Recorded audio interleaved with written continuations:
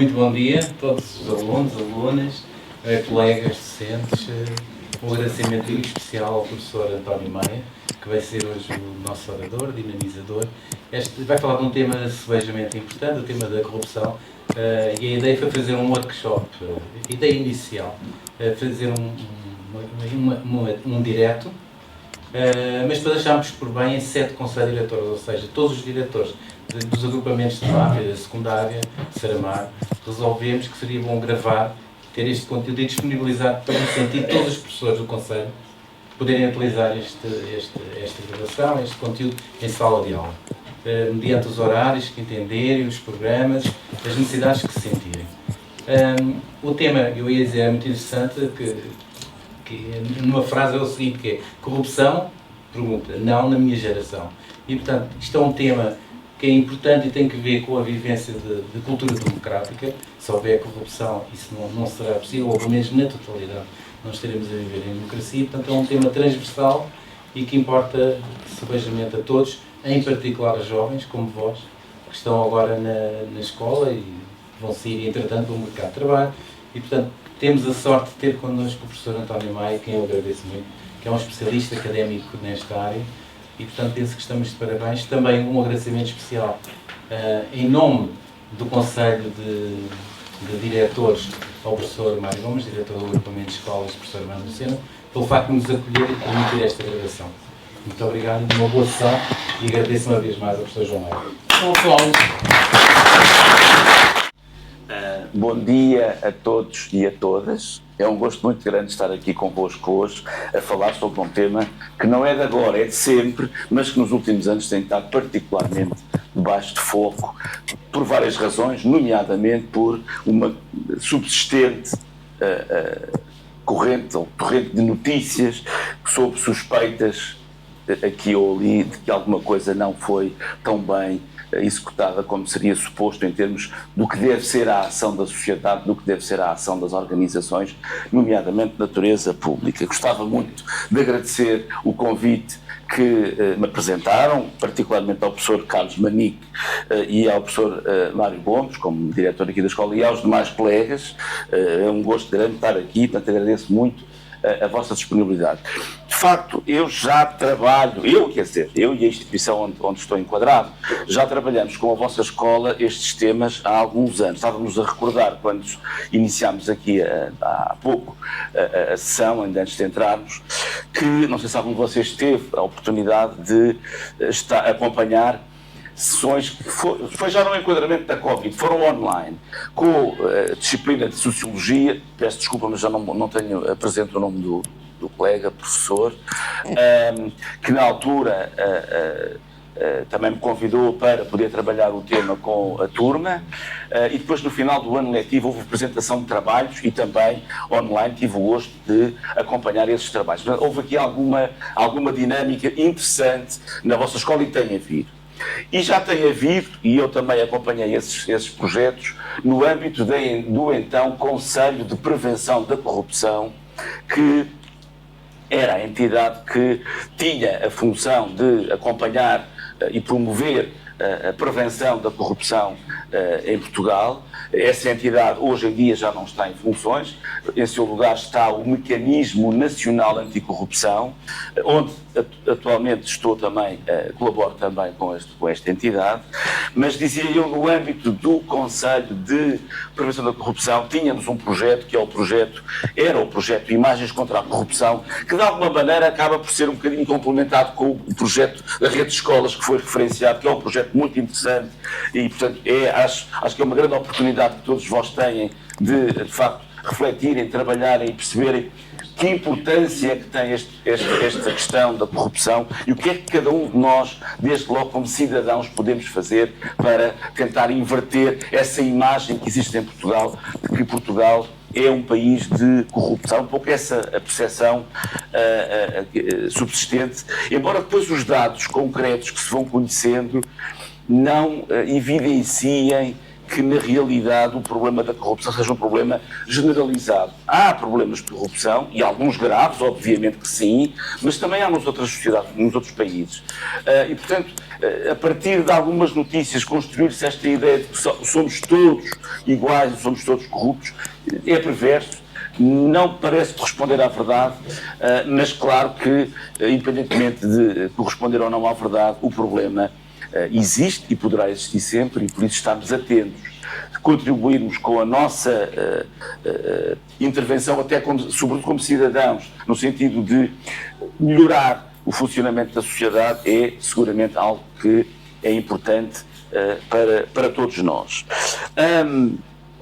Eu tenho aqui, eu depois até, se entenderem, porque trabalham isto com as vossas disciplinas, poderei partilhar convosco, através do professor Mário ou do professor Carlos, os links dos materiais que na altura os colegas fizeram quando foi o projeto Imagens contra a Corrupção, onde a vossa escola foi na altura, participou na altura com trabalhos que foram bastante relevantes. Eu tenho aqui um conjunto de tópicos para vos propor. Gostaria, se me permitem, de dar esta nota.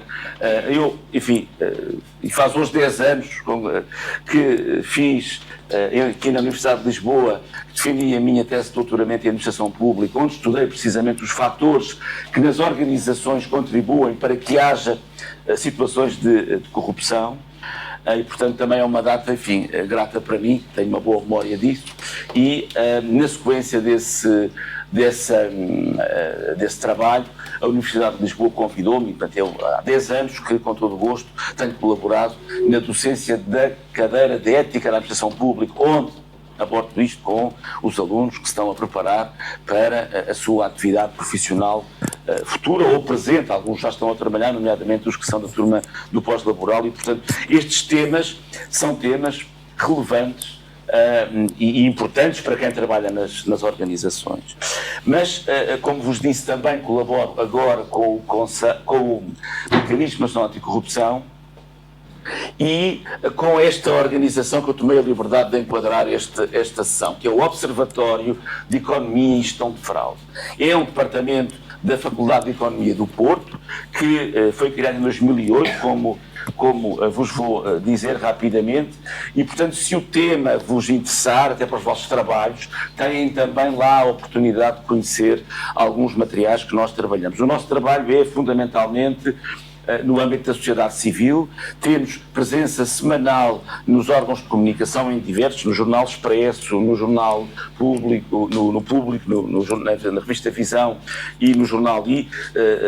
Semanalmente partilhamos, digamos assim, reflexão sobre este tema. A minha última crónica foi na semana passada, precisamente, onde refleti sobre a importância, o dever que os líderes políticos devem ter, precisamente na promoção da formação aos vários níveis de escolaridade, básica, secundária e universitária, no sentido de apetrejar os cidadãos, no sentido de ficarem mais habilitados de forma objetiva e isenta a contribuírem para o processo democrático. E entendemos que não tem havido um grande investimento nessa área, e isso depois tem todo um conjunto de efeitos. Enfim, depois poderão ler essa reflexão que poderei partilhar convosco, mas que está disponível no site desta Observatório de Economia e Gestão de Fraude.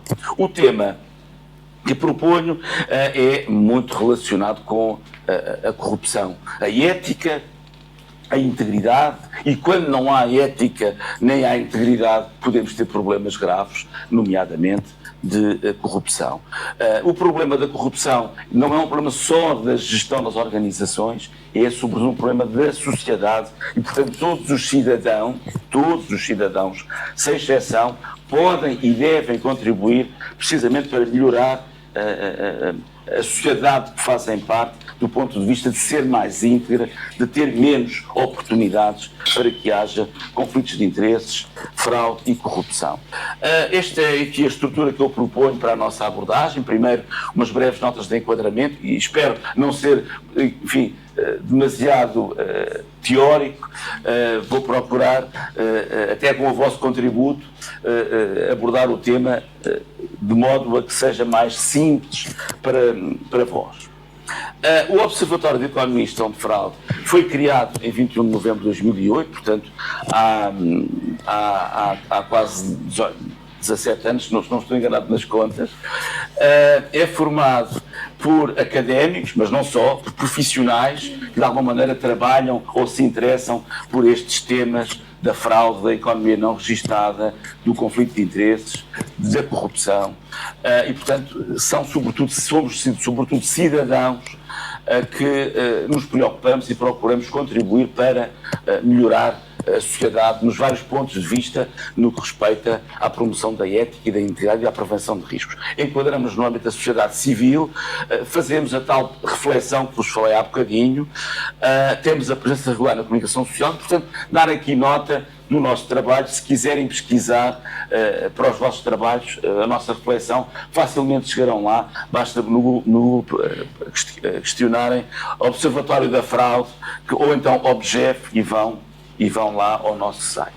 Enquadrar ainda, se calhar já falaram nisto nas vossas aulas, nos Objetivos de Desenvolvimento Sustentável, que foram estabelecidos em 2015 no contexto da ONU, que na altura os vários Estados-membros se vincularam a promover no sentido de aprofundarem um conjunto de áreas em torno de 5 dimensões: as pessoas, os chamados 5 Ps, as pessoas, o planeta, a prosperidade, a paz e as parcerias. Segundo 3 eixos: economia, sociedade e meio ambiente, e depois desdobra-se nos tais 17 ODS, ou Objetivos de Desenvolvimento Sustentável, e dos quais importa, para o contexto da sessão de hoje, destacar o 4º e o 16º. Aqui temos o 4º, que tem muita relação com a vossa, como é que eu ia dizer, a vossa ação enquanto alunos, digamos assim, da escola. Este quarto objetivo trabalha precisamente a questão da educação de qualidade, e, portanto, os Estados devem procurar garantir, aprofundar, tornar mais eficaz o processo de educação mais inclusiva, de qualidade e que promove essa equitatividade, digamos assim, promovendo oportunidades de aprendizagem ao longo da vida para todos, não deixando ninguém para trás. É seguramente uma ideia que nas escolas já trabalharam. A ideia é precisamente ninguém ficar para trás. E o 16º objetivo, mais diretamente relacionado com as questões da ética e da integridade: reforçar a solidez, a responsabilidade e a credibilidade das instituições, incluindo através da redução da corrupção, da fraude, do suborno, dos conflitos de interesses. Este 16º objetivo tem uma relação mais estreita com este tópico que estamos hoje aqui, com todo o gosto, a refletir em conjunto. Enquadrar ainda, estes documentos estão públicos, se quiserem depois, enfim, se calhar são demasiado teóricos, mas podem ser consultados e depois ajustados aos trabalhos que estão ou que irão desenvolver sobre estes temas. A recomendação de 2017 da OCDE sobre, precisamente, integridade pública. E reparem, este é um dado que está lá no documento: 10 a 30%, 10% a 30%, muito obrigado, dos investimentos públicos, da ação do Estado, podem perder-se devido a má gestão, a conflitos de interesses e a corrupção. Portanto, reparem, 10% a 30%, um terço do esforço que os cidadãos fazem todos os dias para que as estruturas do Estado funcionem adequadamente, podem perder-se precisamente por questões de falta de integridade, de conflitos de interesses, de fraude e corrupção. É sempre um valor muito, muito elevado. E depois outro dado que está lá, enfim, eu tirei a imagem mesmo do documento PDF, e portanto não está muito desfocado, mas é um gráfico interessante, porque o que é que o gráfico nos diz, e ele sustenta-se em dados objetivos. O que é que o gráfico nos diz? Diz que quanto mais uma sociedade percepciona, tem a noção de que existe muita corrupção no seu funcionamento, menos essa sociedade confia nos seus governos. Isto tem a ver com a democracia. Se eu vivo numa sociedade e tenho a percepção de que a corrupção está generalizada, então se calhar não confio nas instituições políticas e administrativas.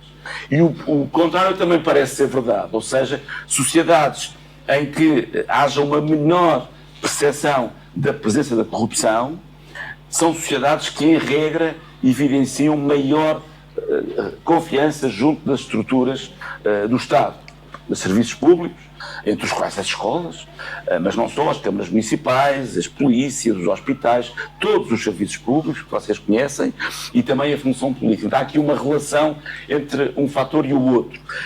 Deste ponto de vista, se formos capazes de contribuir para reduzir o problema e reduzir essa percepção, se calhar estamos também a contribuir para aumentar a confiança nas nossas instituições, e isso é fundamental. O cidadão não confia numa instituição, enfim, se tiver que se relacionar com ela, estará com receio, enfim, sobretudo desconfiado.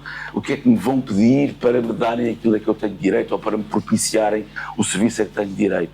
Poderá ser uma forma do cidadão desconfiado se relacionar com os serviços públicos, e isso é claramente algo que não deve suceder.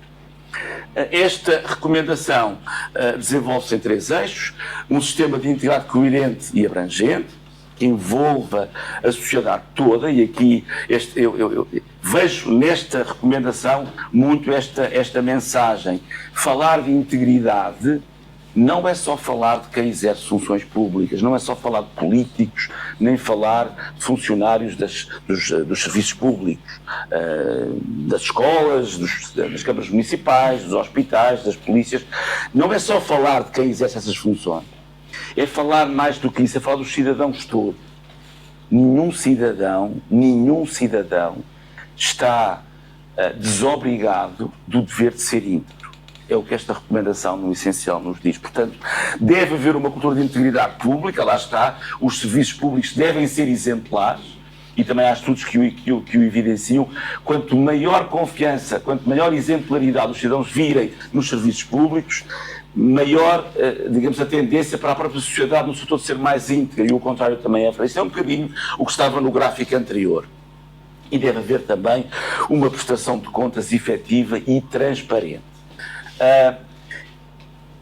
Vamos aqui ver, dentro destes 3 eixos, as várias áreas em que a recomendação se desenvolve, e eu chamava aqui a atenção para envolver toda a sociedade. Portanto, é um reconhecimento, se fosse necessário, de que falar de corrupção não é só falar de quem exerce funções em determinadas entidades, é falar da sociedade toda. É falar da sociedade toda. E, portanto, a preparação que estão a ter aqui na escola é fundamental também do ponto de vista de serem mais, enfim, conscientes, pelo menos, do que está em causa e do papel que têm já como cidadãos e vão ter ao longo da vossa vida toda. Tenho aqui algumas perguntas para vos lançar, para não ser só eu, digamos assim, no uso da palavra. Enfim, fala-se muito em ética, mas o que é que raio será isto da ética? Se calhar em filosofia já falaram seguramente do tema. O que é que acham que é a ética? Aqui é, como é que se chama? Filipa. O que é que acha que é a ética? A ética, eu acho que seria os nossos valores. Um conjunto de valores. Os nossos morais. Valores morais. Concordam? Alguém é capaz de dar algum exemplo de um valor ético que seja importante? Como é que se chama? Matilde. Um valor ético que seja importante. Quem é que ajuda a Matilde? Diga. O respeito, concordam?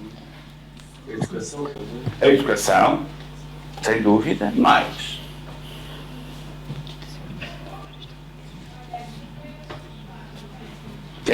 Quer nos ajudar?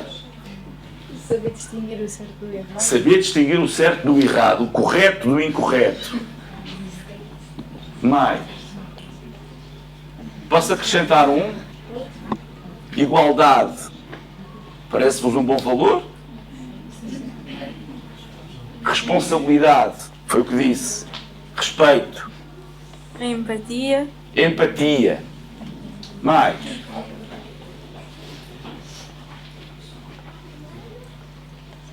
Aí ao fundo. Digam. Diga. Lealdade. Todos esses valores são importantes. E vocês já estavam nos fundos. Sim, isso é importante. Podíamos estar agora aqui o resto desta sessão a identificar, a verbalizar valores. Eles são importantes. Eles são importantes porque nos ajudam a percebermos aquilo que é expectável. Diga. Aí já está a explicar a pergunta depois. Não percebi. Aí já está a explicar a pergunta depois. Ah, sim, sim. Eles são importantes para enquadrar a nossa vida coletiva. Como é que se manifestam? Nós identificamos, vocês acabaram de identificar um conjunto de valores, responsabilidade, respeito, distinguir o bem do mal, mas como é que na realidade estes valores se manifestam? Como é que eles se concretizam? Pelas ações. De quem? De cada um de nós. Essa é que é a questão. É essa coerência que é necessária para que se possa falar em integridade. Porque ética tem relação com a integridade, mas não é exatamente a mesma coisa. A ética é de facto o reconhecimento que há um conjunto de valores. A moral também trabalha isso, naturalmente. O que é o correto, o que é certo e o que não é certo, e porque é que uma coisa é certa e outra não é certa, e porque é que devemos seguir o correto e não o incorreto. E isto remete-nos para os comportamentos, para as responsabilidades. E, efetivamente, é nessa coerência entre aquilo que se faz e aquilo em que se acredita que se fala em integridade. Exemplos de comportamentos íntegros conseguem dar? Um comportamento íntegro em termos da escola, da vossa atividade como aluno. Não copiar. Não copiar. Concordam? Concordo. Outro exemplo. Diga.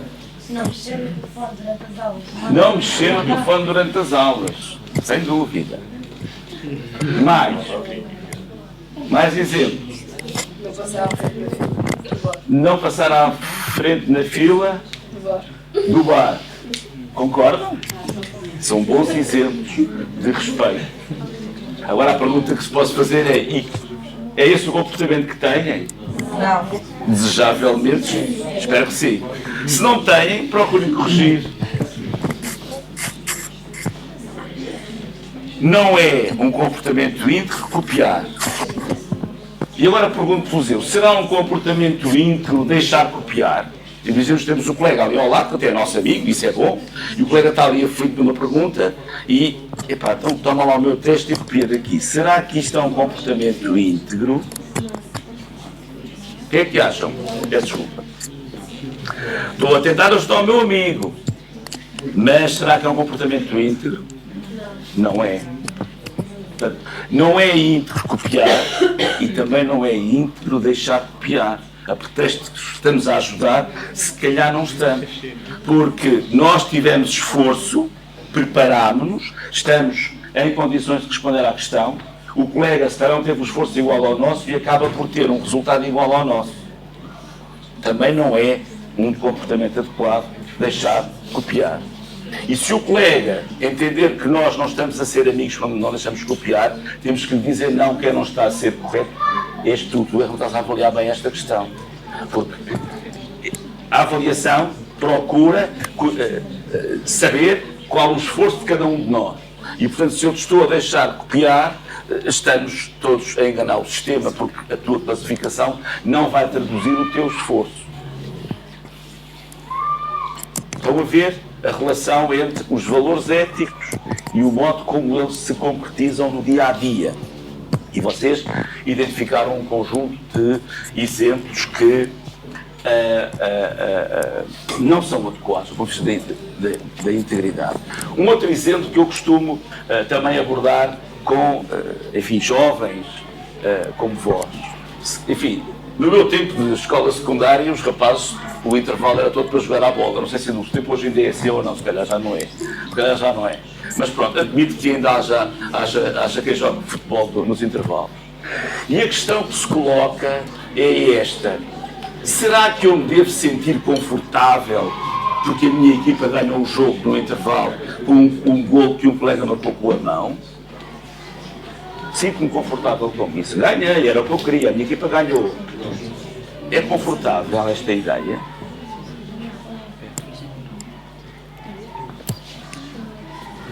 E é igualmente desconfortável se a minha equipa perdeu porque a equipa adversária que ganhou marcou o gol com a mão. O desconforto é o mesmo ou é diferente? É diferente.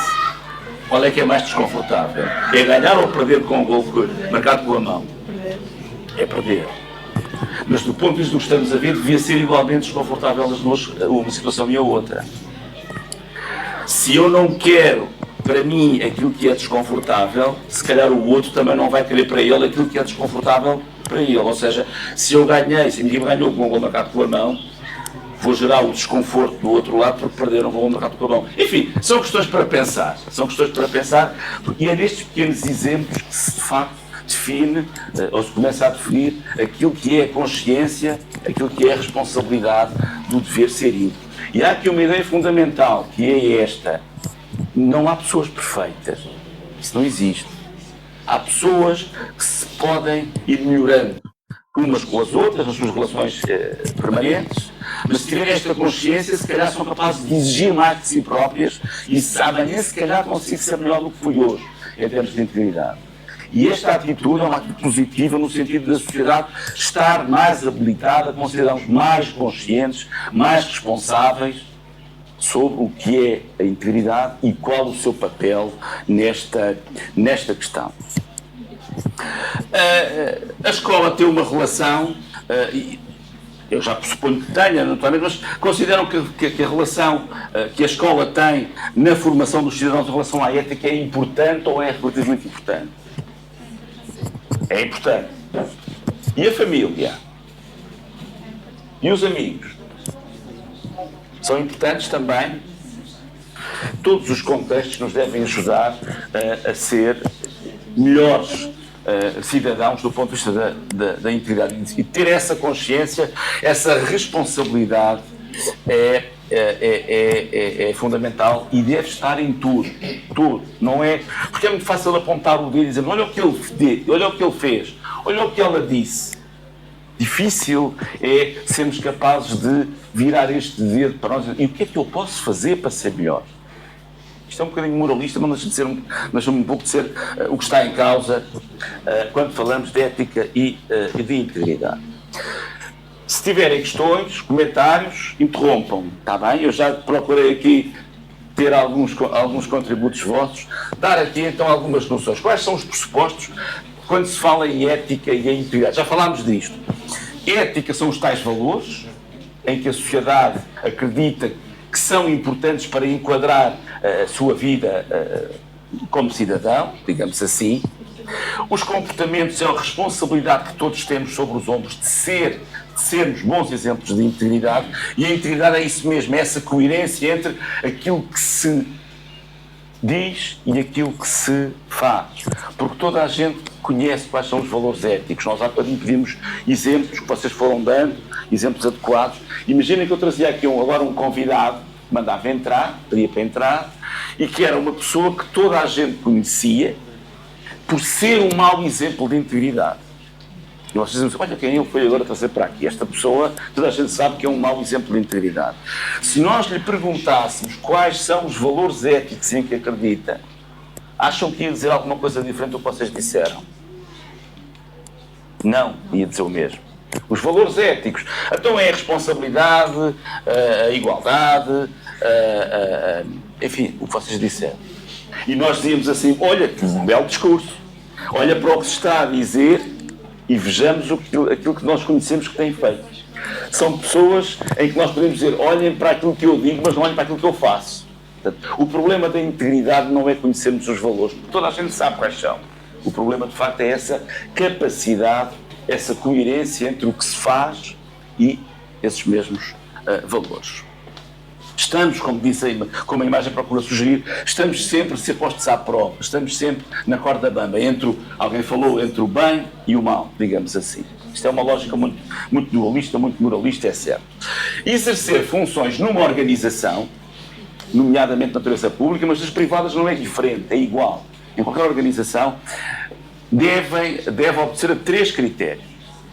Primeiro, quem está em funções numa organização, permitam-me dar o exemplo da escola, e está aqui o Sr. Diretor, seja o Sr. Diretor, qualquer professor, qualquer funcionário da escola,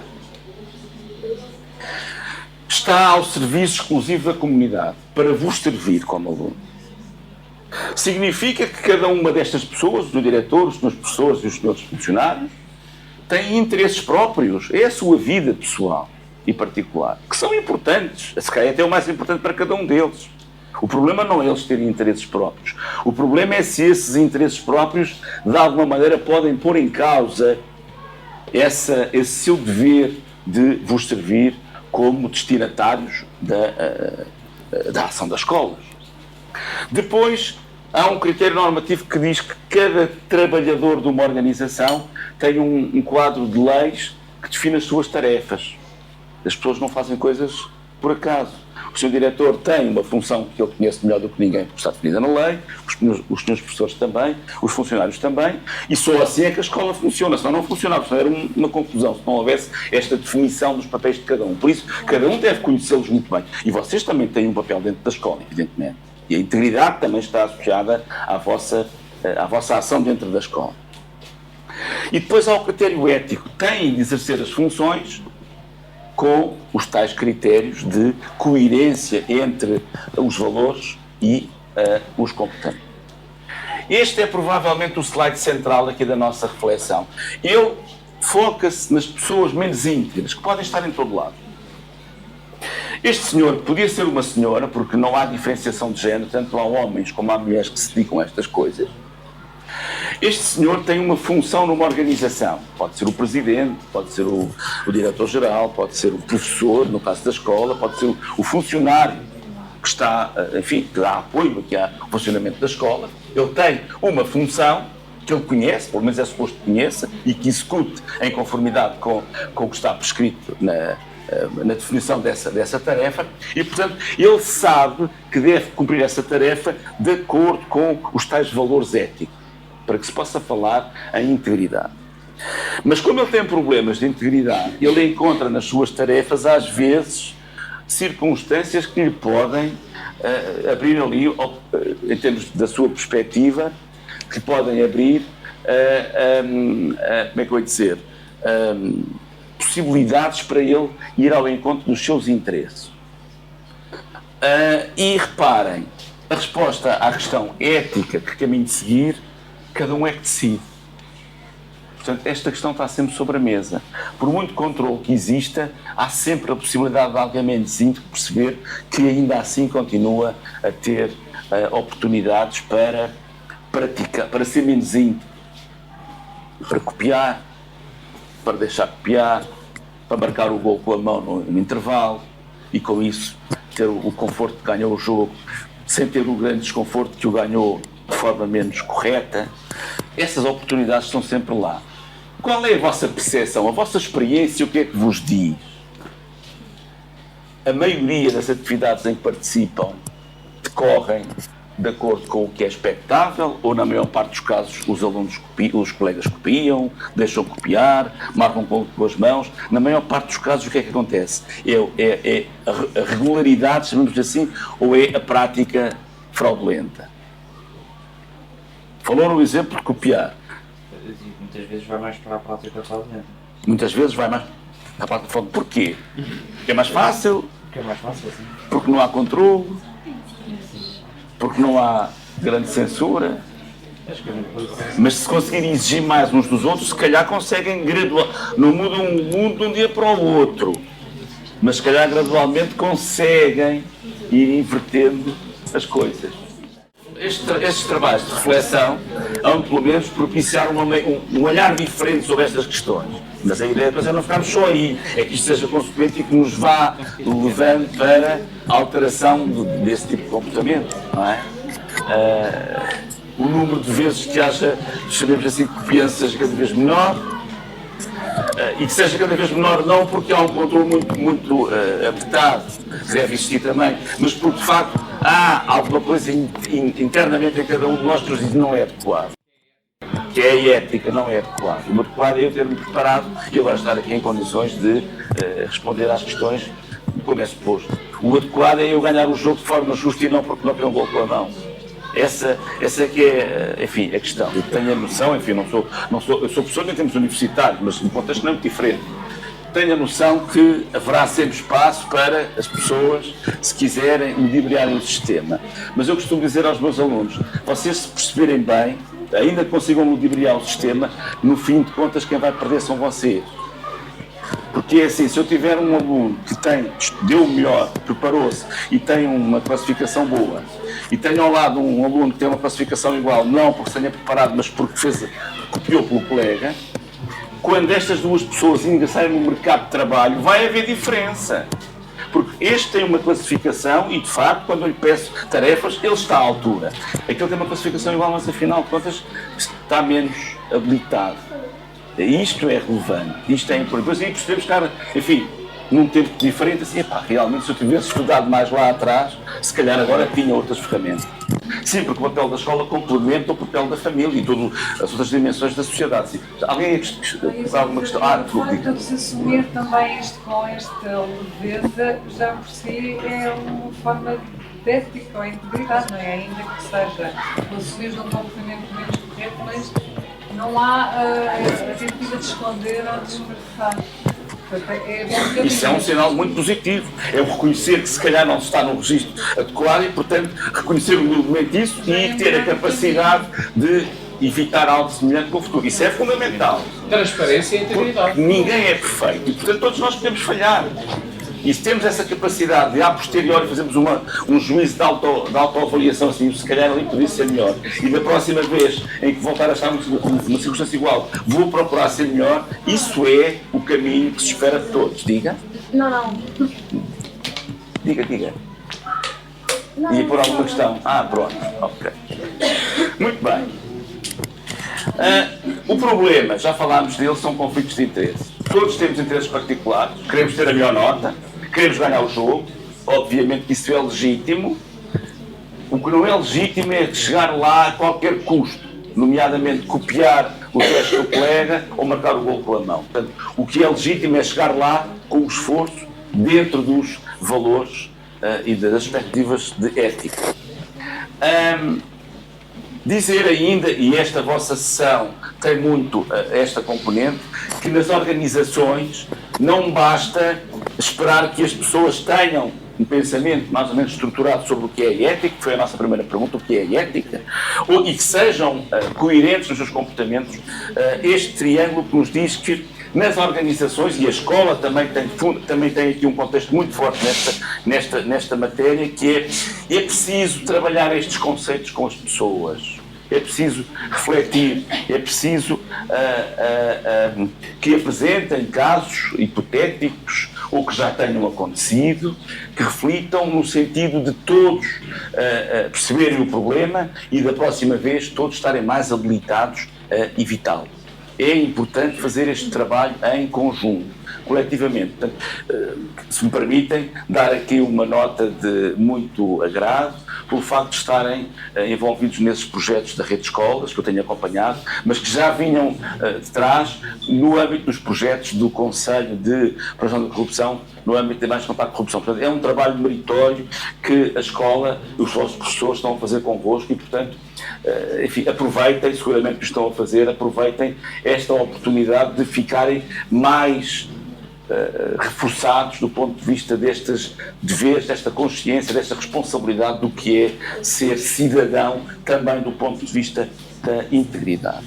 Enfim, já conhecem isto, seguramente é o modelo democrático que nós temos em Portugal, para dizer que, de facto, toda a ação do Estado, incluindo da escola, do hospital, da polícia, do gabinete do ministro, enfim, todos os que exercem funções nesta estrutura do Estado estão ao serviço do cidadão.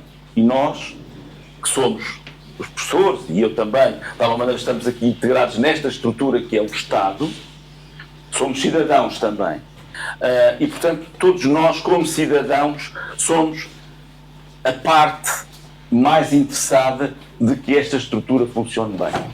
Ciclicamente somos chamados a escolher quem lidera o processo político, que aconteceu no domingo, fomos chamados a escolher quem, alguns de vocês, não sei se, enfim, admito que alguns de vocês já foram chamados, não sei se foram ou não, se têm mais ou não de 18 anos, se calhar não, alguns já foram chamados a escolher quem é que queremos para liderar o processo político do nosso município e da nossa junta de freguesia. Aí definem-se a macrogestão da estrutura em causa, município e freguesia, depois também se aplica quer para o Governo Central e quer para a Presidência da República, mas os órgãos políticos definem a macrogestão, as chamadas políticas públicas, que depois são executadas pela administração pública. No vosso caso, é a vertente da educação, que tem aqui um papel muito importante na formação dos cidadãos, enfim, já são cidadãos agora, mas para o futuro, evidentemente. Portanto, as estruturas levam até ao cidadão as várias políticas públicas, no vosso caso, na área da educação. E são os cidadãos com os seus impostos, enfim, com os vossos pais, que contribuem financeiramente para que isto funcione. Ora, esta estrutura só pode ter um propósito, que é servir os cidadãos. Não há outro propósito. Por isso, isto aqui é uma mensagem um bocadinho mais para o corpo de professores e de funcionários, naturalmente, também se aplica a mim. Obviamente que só podemos estar alinhados ao serviço dos cidadãos, no vosso caso da escola, os alunos em primeira linha, mas depois também toda a comunidade escolar e as próprias famílias, porque se reconhece, e lembro-me disso, dos projetos do Conselho de Prevenção da Corrupção, em que havia mensagens que os alunos trabalhavam nos trabalhos que nos apresentavam e que depois nos testemunhavam que os conteúdos dos trabalhos eram muitas vezes construídos a partir de reflexão em casa. E de repente nós víamos na entrega dos trabalhos os pais a dizer, de repente o meu filho chegou lá ao jantar e a perguntar: o que é corrupção? O que é que nós podemos fazer? Mas estão a falar isso na escola, estamos lá a fazer um projeto. Portanto, eu não queria ser aqui muito teórico, nem afastar muito de questões concretas que procurarei ter. Dizer-vos só, enfim, aqueles de vocês que forem para a formação em Direito, alguns se calhar irão, que vão encontrar logo no texto constitucional, que é a lei fundamental, vão encontrar lá um capítulo específico para a administração pública, para a ação do Estado, e que este é o primeiro artigo que está lá, enfim, está aqui prescrito, mas o que temos aqui é o reforço dos tais 3 critérios. Quem exerce funções públicas está ao serviço do cidadão, cumpre a lei, que define as suas tarefas, e deve corresponder a princípios como a igualdade. Isto são os 3 critérios que vimos há pouco. Conflitos de interesses. Quais são, enfim, os elementos que melhor se conhecem, que os caracterizam? Primeiro, se calhar o aspecto mais importante, a presença de pessoas menos íntegras nas organizações. Mas depois há fatores que se acrescentam. Excesso burocrático e falta de transparência nos procedimentos. Nomeadamente, se tivermos procedimentos que são executados por inteiro por uma única pessoa que seja menos íntegra, ela se calhar vai perceber que tem ali oportunidades para satisfazer os seus interesses. Eu vou dar um exemplo, espero que não me interpretem mal. O exemplo foi numa escola, numa formação, assim deste género, numa aula, que tive a oportunidade também de dinamizar já 5 ou 6 anos, seguramente. E, na altura, era com funcionários e professores da escola. E estávamos a falar desta questão e estava a dizer-lhes, como vos vou dizer daqui a pouco, que em qualquer atividade dentro de uma instituição há oportunidades para haver falta de integridade. Basta só que esteja lá alguém menos íntegro e que perceba que é fácil. E o diretor da escola, na altura, enfim, eu percebi a questão, estava muito focado na atividade central da escola, que é lecionar, não é? E dizia-me assim: eu acho que há estruturas dentro da escola onde não há riscos. E eu dizia: se calhar há, porque eu não trabalho na escola, mas o que é que está a haver em concreto para me questionar isso? E ele dizia-me assim: por exemplo, no departamento de jardinagem, enfim, mantém tratados as zonas verdes, no departamento de jardinagem acho que não há nenhum risco. E eu olhei pela janela e estava até, de facto, os canteiros todos muito bem arranjadinhos, devia ser início do ano letivo, estava tudo muito. Eu sei, se calhar é um bom exemplo. e perguntei-lhe assim: vocês têm nesse departamento ferramentas para os funcionários cuidarem das flores, cortarem a relva, a máquina de cortar a relva? Sim, entendo. Então o que é que me diz a possibilidade de as pessoas que trabalham nesse departamento, à sexta-feira à noite, meterem as ferramentas dentro do carro e levarem para casa? E depois, no sábado, andam a cortar a relva da casa própria, da casa do vizinho, e recebem umas massas com isso, e na segunda-feira de manhã está aqui tudo. Mas isso é impossível, porque está lá o Sr. Joaquim, é nem capaz de fazer uma coisa dessas. Ainda bem, eu não ponho em causa essa questão. A questão é que o Sr. Joaquim não vai estar a vida inteira lá. Há de haver um dia que ou é promovido, ou vai para a reforma, e vem alguém para o lugar dele. E como é que será o perfil de integridade dessa pessoa que venha para o lugar dele? Pode não ser igual. Ou seja, havia ali um risco, que era de facto, se nós não acautelarmos o modo de gerir aqueles equipamentos, de facto, eles podem ser utilizados indevidamente. Eu cruzei com casos desses, não dissemos no início, mas podemos dizer agora. Eu sou da Polícia Judiciária, tive a oportunidade durante 11 anos de trabalhar no terreno de investigação deste tipo de casos, e eu tive casos com esta configuração em que as pessoas me diziam: mas qual é o problema? As ferramentas estavam lá para lhes ao fim de semana, eu apenas lhe dava-os durante o fim de semana. Mas isso nem faz sentido, esse discurso. Então, e se a maquininha de cortar a relva se avariar no sábado, como é que vai justificar a requisição para reparar? Vai dizer que se avariou lá em casa no sábado? Isso não está previsto nas regras. Vai ter que andar a inventar, a dizer que se avariou alguns, quando isso não é verdade. São estes pequenos exemplos que nos devem suscitar a reflexão. Vocês ainda não são funcionários. Espero que a vossa atividade profissional vos leve, enfim, para aquilo que desejam. Estas questões aplicam-se não só no setor público, mas também no privado. Se eu estou numa organização, numa empresa, devo estar alinhado com os objetivos da empresa. Eu tenho interesses, mas em que medida é que é ético ou íntegro satisfazer os meus interesses à custa de sacrificar os objetivos da organização? É porque se a organização no final do ano não der lucro, ela fecha a porta, e se fechar a porta vamos todos para casa. Ou eu fiz o problema, e os colegas que não fizeram problema nenhum também vão ser vítimas do meu ato de menor integridade. Sr. Professor, eu queria só questionar aqui, primeiro, o tempo que prevê, porque sei que há aqui obrigações, nomeadamente, também questões, e obrigações também de limitação de tempo. 5 minutos é viável? Lá Não. atrás estavam a dizer que alguém tinha um compromisso. É alguma questão mesmo de obrigatória de consulta? A questão da aula. O Henrique tem disponibilizar uma hora, mas olhando para o relógio, Sim. foi tempo útil. 5 minutos, não, 5 minutos para fechar. Vamos continuar? 5 minutos.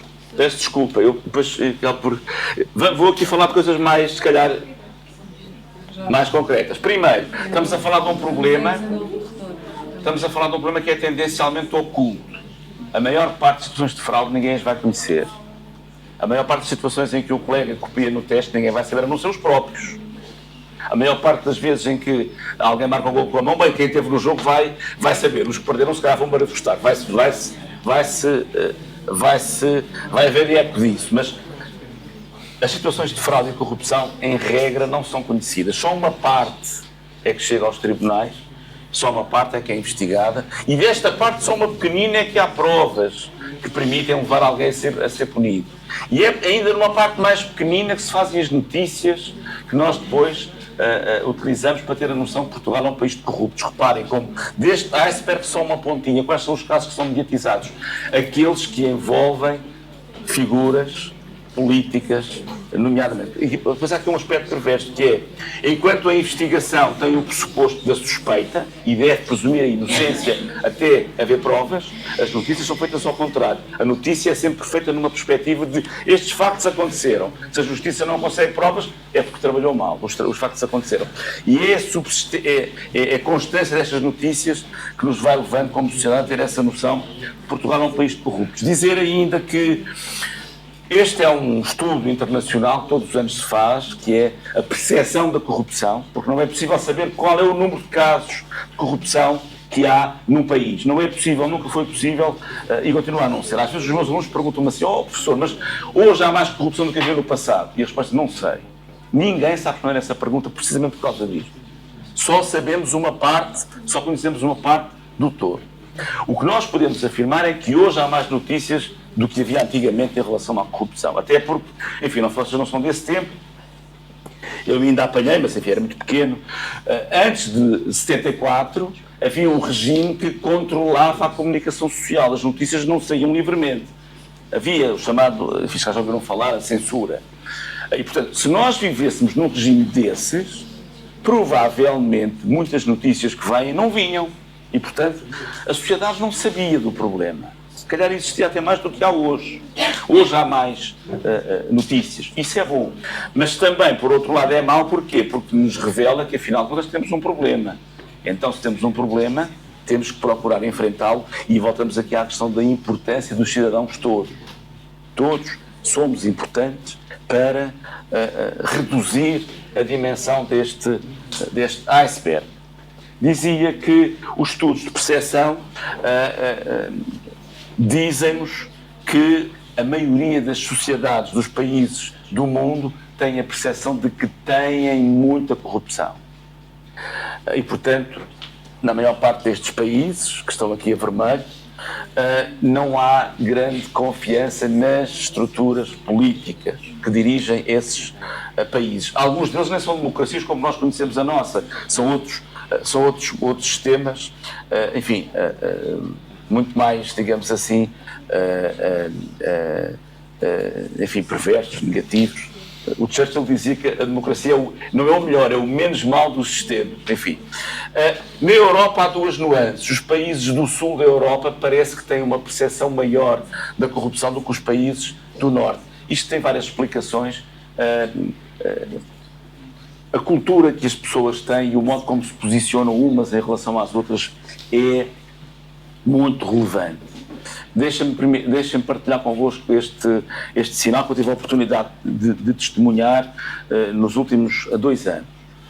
A Dinamarca geralmente aparece todos os anos como o país com menor percepção de corrupção. Os cidadãos dinamarqueses consideram que têm pouca corrupção, mas também têm alguns casos que eu andei a ver na internet e têm lá, de facto, processos criminais por corrupção. Mas, enfim, o meu filho está a estudar na Dinamarca, está a fazer um mestrado, eu já lá fui 2 ou 3 vezes, e há um sinal que eu encontro lá que eu acho que é muito relevante da atitude que os cidadãos têm de respeito uns perante os outros. E isto pode ser um aspecto que explique, maior ou menor, a prevalência da corrupção. E que é este. Eles lá, não sei se já um de vocês já esteve na Dinamarca, eles lá, um país é muito popular, andam todos muito de bicicleta. E quem mora fora da cidade, nos subúrbios, vai de bicicleta até à estação do comboio e depois faz o circuito de comboio até à cidade, para o local de trabalho, e no fim do dia o percurso inverso. Então, todos os dias há, em algumas estações de comboio, milhares de bicicletas paradas durante o dia inteiro. Nenhuma delas tem cadeado, nenhuma. Isto é um sinal de confiança fortíssimo. A pessoa tem ali a bicicleta e sabe que ao final do dia ela está lá. Enfim, não estou a dizer que somos melhores nem piores do que os outros, mas se calhar um nível de confiança destes, aqui em Portugal ainda estamos longe dele. Se deixasse da bicicleta lá, se calhar ao fim do dia estava lá uma mais velha, se tivesse lá alguma. Enfim, não somos melhores nem piores do que os outros. Temos aqui espaço para crescer e esta questão da confiança é fundamental, é uma atitude fundamental dos cidadãos, porque a corrupção é isso mesmo, é retirar dos outros o esforço que eles têm para me beneficiar a mim. Quando eu estou a copiar o teste do colega, como é que se chama? Como o André disse, eu estou a retirar esforço do colega. E isso não é propriamente um sinal muito adequado em termos do que deve ser uma sociedade mais íntegra, digamos assim. Isto aqui são dados estatísticos, queria só falar no conflito de interesses, já falámos, conflito de interesses, dar-vos aqui, este é um modelo explicativo da fraude. O que é que ele diz? Diz que a fraude decorre da presença de pessoas menos íntegras, que avaliam a circunstância do trabalho que exercem e aproveitam as oportunidades que essa função lhes oferece. E que pessoas com problemas financeiros ficam mais vulneráveis a aproveitarem as suas funções para resolverem esses mesmos problemas. Prevenir é trabalhar sobre a oportunidade. Este modelo, enfim, tenho aqui um bocado de teoria para vos explicar, se calhar, permite só dizer que nas organizações podemos ter problemas de fraude praticados por um único funcionário, ou podemos ter situações de fraude praticadas em grupo. Qualquer uma delas é, naturalmente, incorreta. É importante trabalhar nas organizações códigos de conduta, manuais de boas práticas e planos de prevenção de riscos. Há instrumentos que a lei determina que devem existir para promover a integridade nas organizações. Códigos de conduta, identificar comportamentos adequados e partilhá-los com todos os colegas. Instrumentos que, por antecipação, identifiquem zonas de risco, por exemplo, na tal Departamento de Jardinagem, independentemente de ser o Sr. Manuel, o Sr. Joaquim ou a Sra. Maria, que, de facto, quem trabalha naquela área pode levar aqueles equipamentos para casa ao fim de semana, mas não o deve fazer. Isso deve ser reforçado desde logo com o Código de Conduta. Não é expectável isso aconteça, mas devemos ter depois formas de controlar, de modo a garantir que, de facto, as ferramentas são utilizadas para o que é suposto. Deve haver canais de denúncia nas organizações, formação para envolver as pessoas, para ser, como aqui estamos a perceber o que é isto da integridade e o que é que se espera de cada um de nós, e alguém que no terreno coordene tudo isto. Isto é um tipo de crimes que fundamentalmente têm duas formulações. Entre o serviço público e o utente, por exemplo, numa escola, eu vou dar um exemplo, se fosse tapafúrdio, digam, mas teoricamente, e eu costumo dar este exemplo, pode acontecer, imaginemos que um aluno, que os pais de um aluno têm um hotel e que o aluno se apercebe que numa determinada disciplina o professor ou a professora é mais vulnerável em termos de integridade. Não estou a dizer que isto acontece, estou a pôr como hipótese teórica, abstrata. E que, apercebendo-se o aluno disto, que também é menos íntegro, consegue abeirar-se do professor, não em sala de aula, porque senão vai ser detectado rapidamente, mas, por exemplo, no corredor onde só está o aluno com o professor, diz, olha, se me der as respostas do teste, antes do teste, eu arranjo para si e para a família um voucher para passar um fim de semana num hotel dos meus pais. Isto seria um crime de corrupção desta natureza. O professor aceitaria um suborno e, portanto, previamente dava as respostas do teste ao aluno. Isto é claramente um ato de nenhuma integridade. Aquele aluno está a ter um tratamento diferenciado em relação aos outros.